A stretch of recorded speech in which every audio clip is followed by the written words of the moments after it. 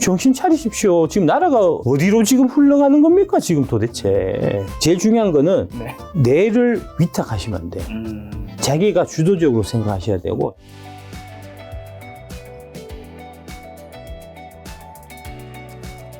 그럼 저희 8개에서 시청자분들 질문이 있어서 드리면 박종서님께서 미 연준에서 기준금리 인하시 경기 침체 신호이고 리세션이 오면 모든 주식이 반토막 폭락한다고 합니다. 폭락을 대비해서 기준금리 인하시 보유 주식을 일부 매도했다. 주가 폭락이 오면 그때 싸게 매수하는 방법은 어떨까요? 참고로 보유 종목은 박이사님 추천 8종목입니다. 방금 말씀하신 종목 그대로 가지고 있으신가 봐요. 가장 중요한 부분은 뭐냐면 그 정확한 시점을 아무도 알 수 없다는 게 문제입니다. 아, 그렇죠. 그걸 뭐 누가 알겠습니까, 사실. 그 이제 알 수 있으면 그러면 그렇게 하셔도 되고요. 일단 저는 모르고 아마 김 작가님도 모르실 거고 그렇죠. 대한민국 아무도 모를 겁니다. 당연히 질문하신 분도 모르실 거고요. 네. 그러니까 이제 그런 상황에서 할 수 있는 거는 그런 일이 있을 수도 있다 하는 거를 그냥 인식을 하고 만약에 그런 일이 왔을 때 나는 어떻게 행동할까? 제 생각 같아서는 비상금을 좀 갖고 있다가 그런 일이 와서 이제 심하게 빠졌을 때 추가로 더 사면 좋겠죠? 그 다음 질문이 이런 식으로 남기셨다고 예. 그래서 연결되는 것 같은데 엔드에스님께서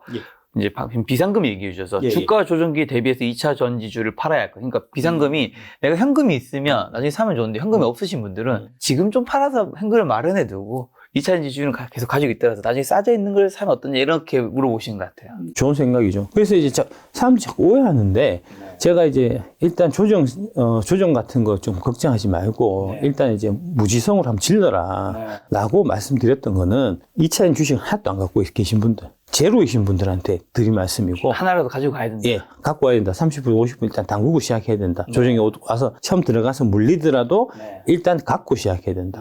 조정 들어오고 난 다음에 들어간다고 생각하면 영영 못 들어간다. 그 얘기였고, 그 다음에 이제 갖고 있어서 저를 이제 일찍 영접하셔갖고, 이제 뭐 100%, 150% 수익 나 계신 분들한테는 제가 한 20, 30%는 좀 팔아갖고, 현금 좀 갖고 계셔라. 근데 현금을 팔 때 어떤 주식을 팔아야 되냐면은 2차 전지 주식 중에서도 좀 주변부에 있는 주식들. 뭐 8개 안에는 뭐 크게 관계 없는데 보면은 제가 8개 종목 사라고 얘기했는데 꼭 그 주변부에 있는 거 사놓고는 많이 올랐으니까 좀 도로 오른 거 찾고 싶으신 거죠. 그런 주변부에 있던 거를 먼저 쳐야 된다고 제가 그때 말씀드렸던 거고 그런 거를 쳐갖고 한 20, 30%는 현찰을 갖고 계시는 게 좋지 않겠나. 많이 버신 분들 이제 그렇게 나눠가지고 제가 이제 말씀을 드렸는데 그거를 또 막 이렇게 자기들 마음대로 막 왜곡해갖고 내가 언제든지 사라 막 그랬다고. 기다리는 조정은 오지 않는다라는 이제 유명한 정치 격언을 내가 얘기했는데 앞에 기다리는 빼버리고 조정은 절대 오지 않는다라고 내가 얘기했다고 하면서 그 이제 마타도를 막 하고 다니는 거 아닙니까? 네가 그렇게 얘기했는데 조정 왔는데 네가 책임져라 막 이런 식으로 막 뭐라 세워 하는 여기서 좀 한 가지 이사님한테 궁금한 거는 사실 이사님이 어쨌든 작년 하반기부터 이제 2차 전지 특히 몇 개 종목들 얘기하신 것들 진짜 많이 올랐잖아요. 수익 나신 분들 진짜 많이 오신 분들은 뭐 500%뭐 이런 분도 있으실 텐데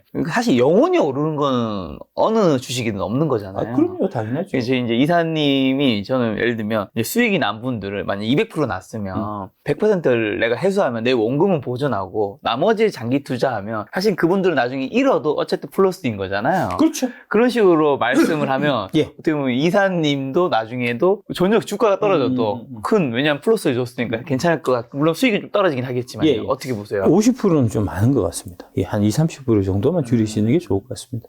예, 왜냐하면 위대한 기업이 극히 드물어요. 2차 전지 주식이라고 해서 다 같은 2차 전지 주식이 아닙니다. 제가 이제 작년에 무슨 말씀 많이 드렸냐면 이제 소재는 양극재만 봐라. 예를 들어 어떻게 했습니까? 양극재 말고 기타 소재들 이제 동박, 전액, 분리막 뭐 이런 거 주로 많이 추천했었잖아요. 1년 지나서 최근에 그 이제 안 그래도 뭐 증권사에서 그 조사해갖고 발표를 했는데 양극재 주가가 지난 1년 동안에 120% 오를 동안에 기타 소재는 22% 마이너스였습니다. 원래 그런 거예요, 주식이.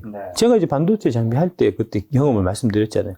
제가 담당하고 있는 반도체 장비들 중에서는 나중에 10년, 20년 지나갖고 재밌는 주식 없었어요, 거의. 맨날 제자리 걸음이고, 지나보다 망하고, 반토막 나고 맨날 그랬어요. 삼성전자, 하이닉스를 샀어야 된다고.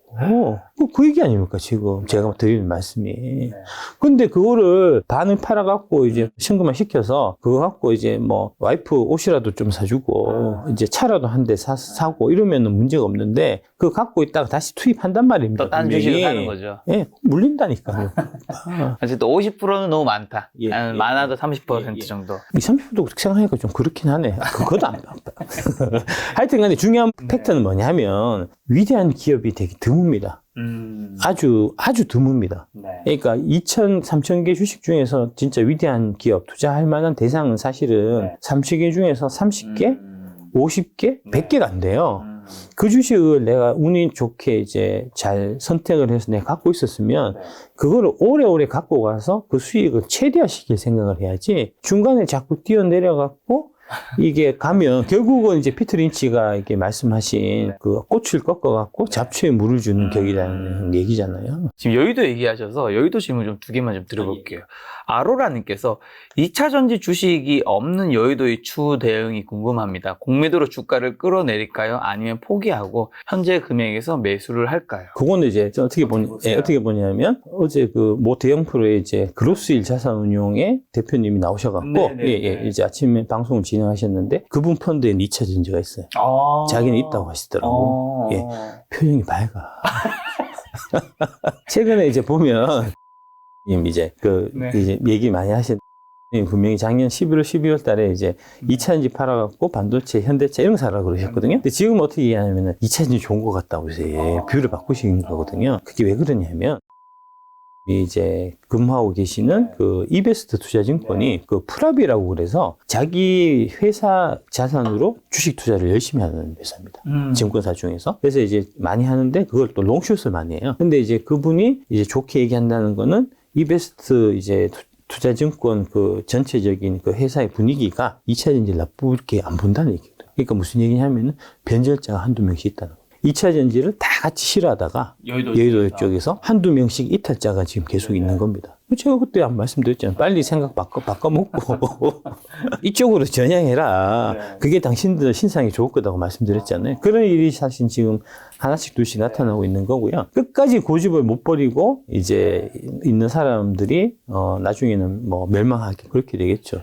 중요한 질문일 것 같은데 카카오님께서 질문 남겨주셨는데 늘 이제 이사님이 또 여의도 쪽 안 좋게 많이 말씀하셔서 요 질문하면 좋을 것 같아서요. 이사님의 증권가 인생에서 얻은 가장 큰 가르침은 무엇이었나요? 그래도 뭔가 배우거나 얻으신 게 충분히 있을 것 같았어요. 아무도 믿을 놈이 없다는 거죠. 제가 이제 애널리스트 생활 처음 할 때 그때 99년 때 제가 인터넷 쪽 말씀드렸었잖아요. 그러니까 인터넷이 처음에 우리나라에 막 보급되면서 그 새로운 기술 다음 주가가 막 올라갔는데 그때만 해도 이제 우리는 인터넷을 몰랐어요. 우리도 생소했다니까. 그러니까 누구한테 얘기를 들어야 될 거 아닙니까? 그래서 이제 그 외국인들을 초빙을 해서 인터넷에 대한 강의를 막 듣고 그랬었거든요. 인터넷이 막 이렇고 앞으로 세상이 이렇게 변할 거고 막 하면서. 근데 이제 뭐 외국인도 있고 주로 이제 국적 자체 외국인인데 사실 인종은 한국 사람이고 한국말 못하고 그런 사람이 있어요. 그러니까 이제 검은머리 외국인은 사실은 다 한국 사람인데 영어를 좀 굴리면서 하는 사람이고 걔는 이제 외국에서 쭉 나서 자라갖고 민족은 한국 민족인데 한국말 아예 못하는 그런 애들이 영어로 막 이렇게 얘기를 하고 있었거든요. 그러니까 이제 뭐 그때는 어렸으니까 외국의 메릴 린치 뭐 그다음에 뭐 이런 골드만삭스 이런 애들이 나와서 그런 사람들이 걔들은 영어로 자료를 주는데 그 자료 자체가 되게 양이 많아요. 100페이지, 200페이지 이런 걸 준다고요. 그러니까 이제 그 양에도 압도되고 영어고 또 이러니까 그렇구나. 저분들 말씀은 하나도 다 열심히 배워야 되겠구나라고 생각했었는데 1년 딱 지나가 보니까 중에 맞는 게 하나도 없어. 그런 일이 비일비재했거든요. 여의도 생활 내내. 그래서 이제 사실은 그런 뭐랄까 사람들이 그런 이제 라떼루 그런 이제 경력이나 뭐 그런 거에 사실 되게 주눅들기 쉽고 그런 권위에 의존해서 이제 자기들의 판단을 그런 권위에 의존해서 맡기기가 쉬운데 그게 제일 피해야 될 일이다 하는 거를 저는 사실 많이 느꼈었고요. 그래서 이제 제가 뭐 배터리 박사님이나 배터리 신 이렇게 이제 4명이 다 할 수 있었지만 안 달고 배터리 아저씨라고 이제 친숙하게 얘기를 단 게 그래야 그런 이제 아우라에 그 이렇게 경도돼 갖고 여러분들이 일단 한 수 접고 들어가고 배터리 아저씨 하면은 이제 댓글 하나를 달아도 좀 욕을 좀 써도 될 것 같잖아요. 그렇죠. 좀 친숙하죠. 친숙하죠. 이제 쉽게 이제 그 반대 의견을 내더라도 배터리 아저씨니까 쉽게 얘기할 수 있을 것 같잖아요. 그렇죠. 배터리 박사님이나 배터리 신이면 거기다가 반박 댓글 달기가 좀 어려운 거잖아요. 저랑 약간 비슷한 이렇게 생각하시는 저 처음에 아이디 만들 때 김작가 TV잖아요. 그럼 김도윤 작가라고 할 수도 있잖아요. 본명이 김도윤이니까. 그럼 김도윤 작가라고 하면 뒤에 님을 붙여야 될 것 같은데 김 작가라고 하면 야 김 작가야. 그러니까. 약간 좀 편하게 할 수 있는 느낌이 있어서. 그래서 제가 배터리 아저씨가 되게 마음에 들었던 거거든요. 그걸로 가기로 한 거니까. 제일 중요한 거는 뇌를 위탁하시면 안 돼요.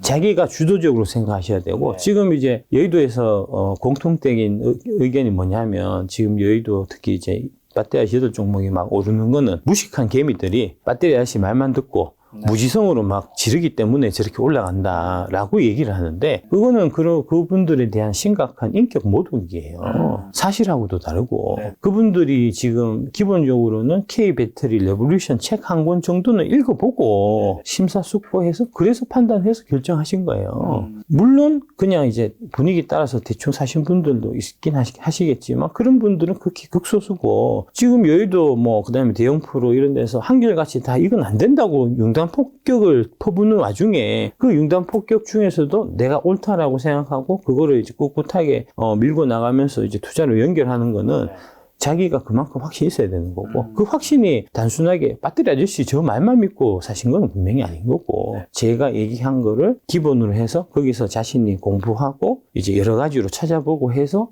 한 끝에 내린 심사숙고한 결과라고 봐야 맞는 거거든요. 그러니까 함부로 이제 네 포지션하고 다르다고 다른 사람들을 함부로 그렇게 깔아뭉개고 무시하고 그러면 안 됩니다. 천벌 받습니다. 자, 이제 다시 이사님이 또 준비하신 강연 돌아가 보겠습니다. 그러니까 이게 우리나라 산업계 인력들이 이렇게 훌륭한 일을 할 때 이 디자인은 우리 K 디자이너가 했다는 거 아닙니까? 캐딜락이. 제가 이 차 살 거거든요. 이 차 얼마인데요? 한 8천에서 한 1억 사이 될 것 같습니다. 차 이쁘네요. 저도 이제 안 그래도 SUV를 한번, 저는 세단만 계속 탔어갖고 SUV를 한번 사고 싶었는데 마침 딱 나와갖고 현대차가 또 명분도 만들어줘갖고 현대차는 어차피 중국 CAT 배터리 쓰니까 차라리 외제차라도 한국 배터리 쓰는 이게 사야 되겠다. 이게 이제 배터리 업계에서도 딱 명분이 서니까. 그렇죠. 겉은 외제차지만 안에는 한국 배터리. 현대차는 겉은 한국 차지만 안에는 중국 배터리니까. 그건 못 사죠, 우리는. 이게 이제 이렇게 멋진 이 디자인을 만들고 할 때 여의도는 도대체 뭘 했냐라고 그때 제가 말씀드렸고 그래서 이제 배터리 아저씨는 교주고 2차전지 투자해서 돈 번 개미들은 광신도다. 이딴 개수작인 하고 있는 거죠, 지금. 지금 그러고 있는 거 아닙니까? 자기들이 잘못 봐갖고 올라가는, 주도주 올라가는 거를 다, 몽땅 다 놓쳐놓고는, 지금 와서 이제 자기들이 사과하고 반성하고, 내가 시장을 잘못 봤구나. 내가 한국 2차전지 산업에 대해서 제대로 이해가 부족했구나. 지금이라도 K-배터리 레볼루션 책을 사서, 공부를 해야 되겠구나라고 사실 접근해야 마땅한데 얘네들이 쓸데없는 자존심 보룩보룩 세우면서 기껏 한다는 얘기가 배터리 아저씨라는 교주한테 다 홀려갖고 단체로 미친 그 마치 레민과 같이 개인 군단들이 저렇게 비싸고 말도 안 되는 이 평가를 받고 있는 뭐 에코프로나 에코프로 BM이나 뭐 기타 8종목에 저렇게 물밀듯이 밀려갖고 주가를 저렇게 올리는 광기를 연출하고 있다. 막 이런 식으로 얘기를 한단 말입니다. 천하의 못되먹은 아주 자세인 거죠, 그거는. 그래서 이런 일이 있었던 겁니다. 이건 무슨 일인가요? 제가 기사 나온 거죠? 기사 나온 겁니다. 기사 나온 겁니다. 조선일보에서 기사 쓴 거고요. 제가 지난주 목요일 날 이제 산업통상자원부 쪽에서 연락을 받았어요. 받아서 이제 대통령님 참석하고 LG엔솔, 뭐 SK온, 뭐 삼성 SDI 뭐 여러 개 해서 대통령 방미를 앞두고 한국 배터리 산업의 경쟁력을 점검하자 하는 취지로 만든 행사가 있었는데 거기에 이제 나와서 3분 연설을 해달라. 그러면서 이제 주제를 정해줬어요. 무슨 주제를 정해줬냐면은 이제 배터리 소부장의 이제 그 발전. 그러니까 배터리 장비 업체들이 이제 배터리 업체들하고 같이 상생하면서 발전하는 거와 관련된 그런 이제 연설을 좀 해달라. 그래서 제가 이제 좀 주말 동안에 심혈을 기울여 갖고 연설문을 딱 썼습니다. 이제 그쪽에서 이제 주로 좀 얘기했던 몇 가지가 있고 거기에 제 경험을 뼈대를 붙여 갖고 주로 이제 반도체의 경우에 옛날에 삼성전자가 막 이 성장하는 와중에 삼성전자가 그 반도체 장비 업체들한테 되게 못되게 굴었어요. 그래서 그 결과 삼성전자만 글로벌한 회사가 되고 반도체 장비 회사들은 뭐 별볼 없는 회사가 되니까 이제 지금 상황에서 어떤 일들이 발생하냐면은 당장 일본이 이제 소재 관련해갖고 안 주겠다 하니까 일본 가가지고 이제 좀 완전 푸대접 당하는 일이 있었고, 그 다음에 최근에는 이제 미국 관련해갖고 우리가 그 보조금 받는데 여러 가지 조건들이 얘기하고 있는데 우리가 입도 뻥끗 못하는 게 미국 애들이 반도체 장비 안 주면 삼성전자가 반도체를 못 만들어요. 그런 형태로 지금 종속되는 관계로 지금 갖지 않았냐.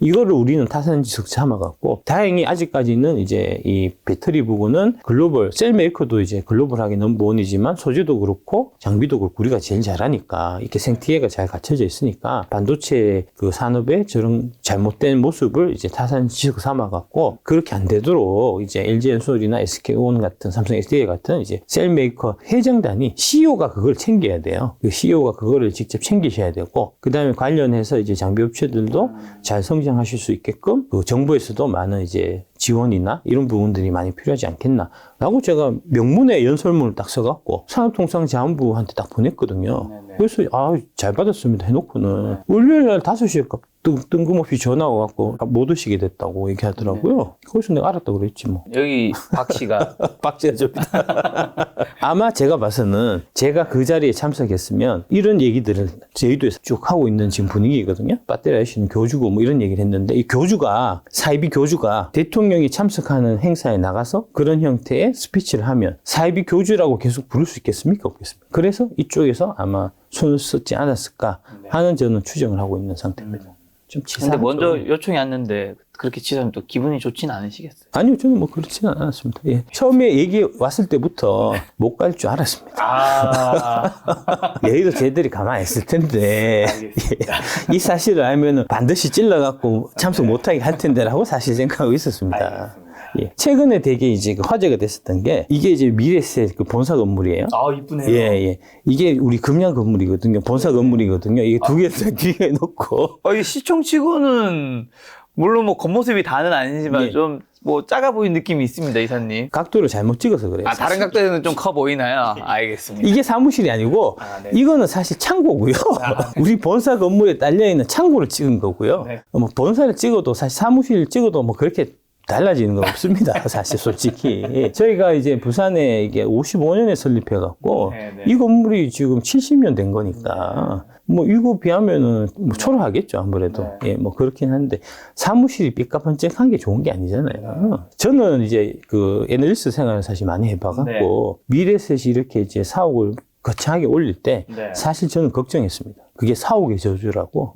대표적인 케이스 어떤 게 있냐면 이제 용산 가시다 보면 아모레 퍼시픽에 멋진 사옥이 있어요. 있죠. 예. 너무 이쁘죠. 예, 그게 주가 고점이었습니다. 그때 뭐 그렇긴 하죠. 중국 시장 잘 될 때. 예. 그러니까 돈은 막 벌어갖고 잘 되면 이게 이제 사람이 어깨에 힘이 들어가잖아요. 네네. 나도 이만큼 벌었고 하니까 삐까번쩍하게 본사 하나, 건물 하나 멋지게 올려갖고 좀 프라이드를 좀 대접받고 싶고 뭐 이렇거든요, 사람 심리가. 그렇게 해서 지워버리면 그때가 고점인. 이게 이제 마천루의 저주라 그래갖고 엠파이어 스테이트 빌딩이 짓고 세계 대공황이 왔고요. 뭐 그런 형태로 이제 으리으리한 건물을 짓고 나라가 휘청휘청한 사례들이 많이 있고요. 그 만리장성을 짓고 진 나라가 망했고 뭐 그런 형태로 본사는 직원들이 이제 일하는 장소여서 굳이 어리번쩍하게 질 필요가 없어요. 이 다 비용이잖아요. 이런 거 돈 아껴갖고 주주들한테 한 푼이라도 더 돌려주려고 사실 노력해야 되는 게 맞죠.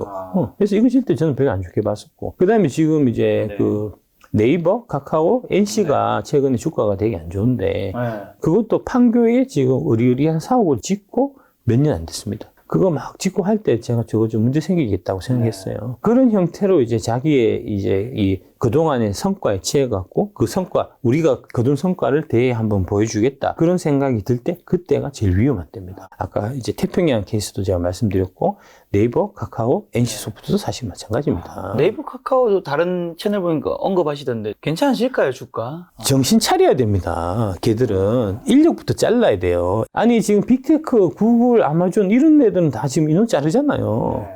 인원 잘라야죠. 지금 사업이 안 되는데 인원부터 잘라갖고 비용을 절감해야 될 거 아닙니까? 비용을 절감해서 이익을 유지를 해야 주가가 올라가지.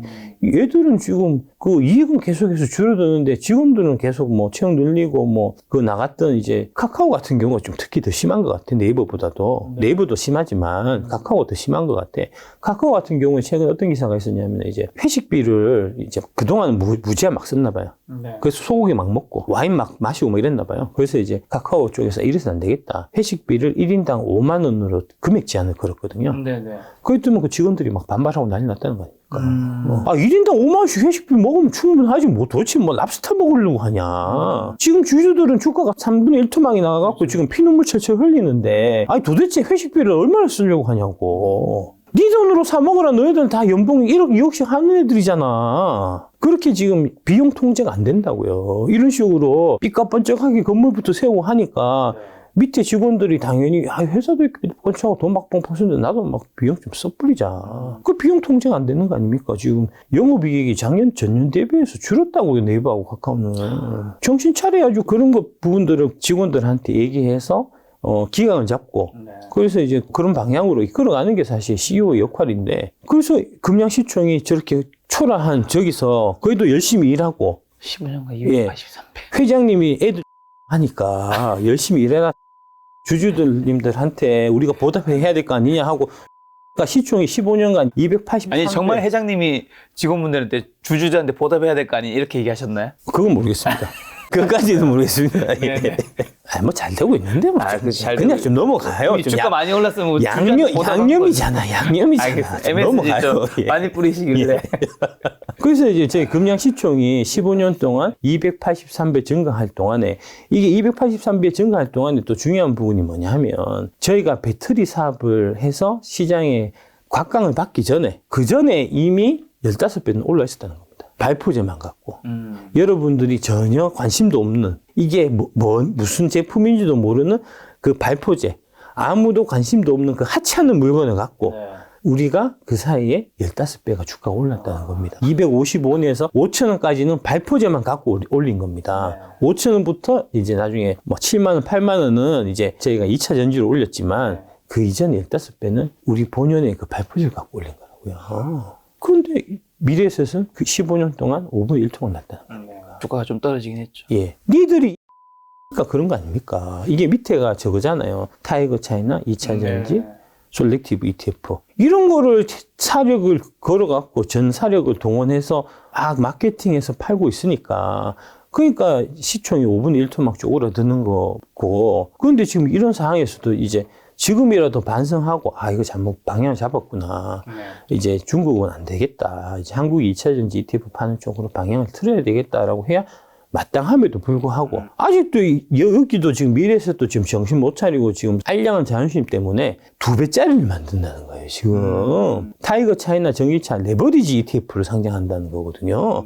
손해난 거 2배로 질러갖고 물타기 해갖고 한 방에 많이 하십시오. 지금 그런 ETF를 만든다는 거거든요. 뭐 하는 짓입니까 지금 이게. 이렇게 해갖고 중국 차이나 2차 전지 ETF 이런 걸 팔면 이 돈이 최종적으로 CATL이나 BID한테 넘어간다고요. CATL, BID가 잘 되라고 여러분들이 투자금을 모아주셔야 되는 거거든요. 중국에 한국 전기차나 배터리 투자하는 ETF 있을 것 같습니까? 없을 것 같습니까? 당연히 없죠. 있겠습니까?